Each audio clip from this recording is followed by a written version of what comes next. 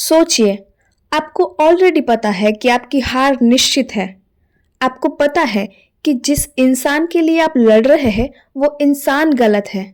आपको ये भी पता है कि सामने खड़ा दुश्मन दरअसल आपका अपना सगा भाई है। क्या तब भी आप हथियार उठाएंगे?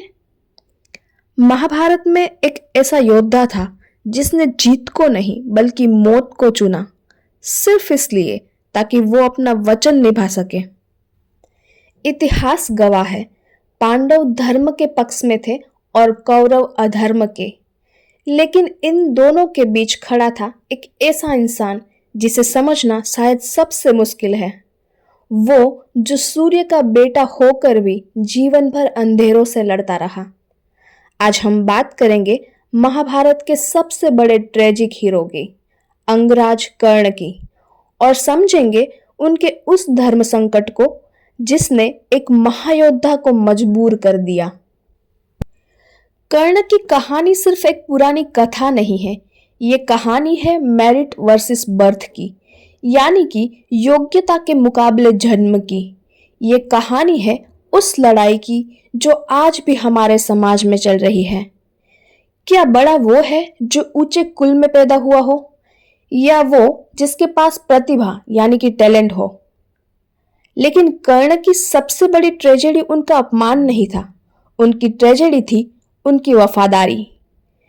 जब एक इंसान के सामने दो रास्ते हो, एक तरफ धर्म और दूसरी तरफ दोस्ती, तो वो किसे चुने?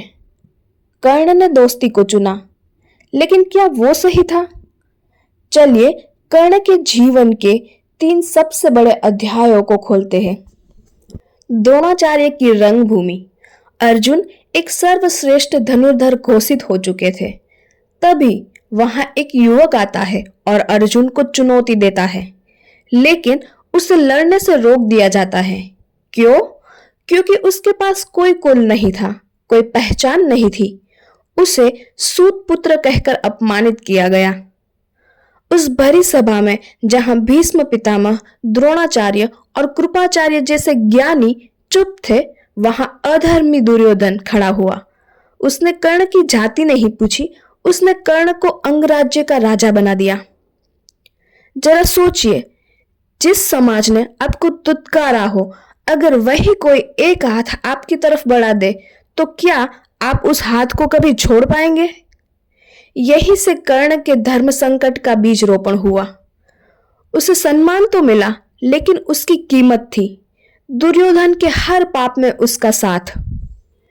लेकिन कर्ण की महानता पर एक दाग भी है जिसे कोई नहीं मिटा सकता, और वो है द्रौपदी का अपमान। जब भरी सभा में द्रौपदी का चीरहरण हो रहा था, तब कर्ण के पास मौका था। वो दुर्योधन को रोक सकते थे और वो कह सकते थे कि मित्र, ये अधर्म है। लेकिन कर्ण सिर्फ चुप नहीं रहे, उसने कड़वे शब्द कहे। उसने द्रौपदी को वेश्या तक कह दिया। क्यों? सिर्फ इसलिए क्योंकि द्रौपदी ने कभी उसके स्वयंवर में उसे सूत पुत्र कहकर रिजेक्ट कर दिया था। यहाँ कर्ण का अहंकार और दुर्योधन के प्रति उसकी अंधभक्ति उसके विवेक पर भारी पड़ गई। ये वो पल था जहां कर्ण महायोद्धा से एक खलनायक बन गए। उसका धर्म संकट यहाँ हार गया। और फिर आता है महाभारत का सबसे भावुक पल। युद्ध से ठीक पहले श्री कृष्ण और माता कुंती दोनों कर्ण के पास जाते हैं। कृष्ण उसे बताते हैं, तुम राधे ही नहीं, कौन्तेय हो, तुम पांडवों के बड़े भाई हो, आ जाओ हमारी तरफ। युधिष्ठिर तुम्हारे पांव धोएंगे और तुम हस्तिनापुर के सम्राट बनोगे। सोचिए उस लालच को। दुनिया की हर खुशी कर्ण के कदमों में थी, उसे बस पक्ष बदलना था। लेकिन कर्ण का जवाब सुनिए।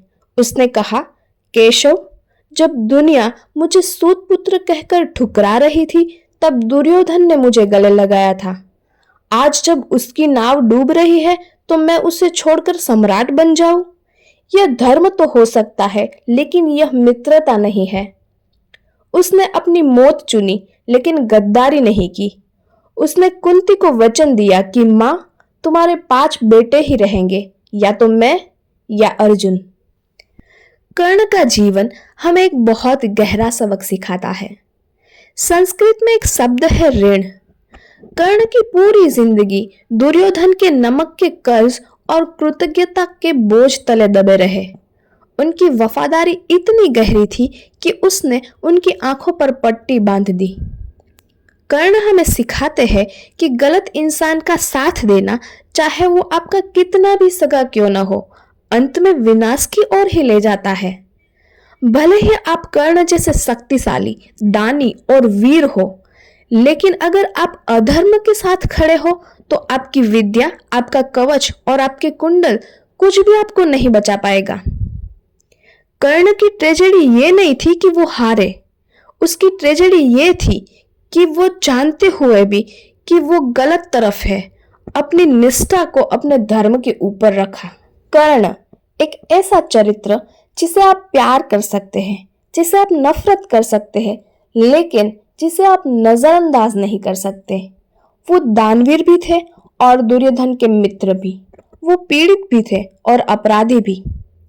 अब आप मुझे बताइए, अगर आप कर्ण की जगह होते और आपको दोस्ती या धर्म में से किसी एक को चुनना होता तो आप क्या चुनते? नीचे कमेंट्स में लिखिए कि आप ऐसी परिस्थिति में क्या करते। अगर आपको महाभारत का यह विश्लेषण पसंद आया हो तो इस वीडियो को लाइक करें और हमारे चैनल को सब्सक्राइब करें। मिलते हैं अगले वीडियो में एक और महान गाथा के साथ। जय हिंद।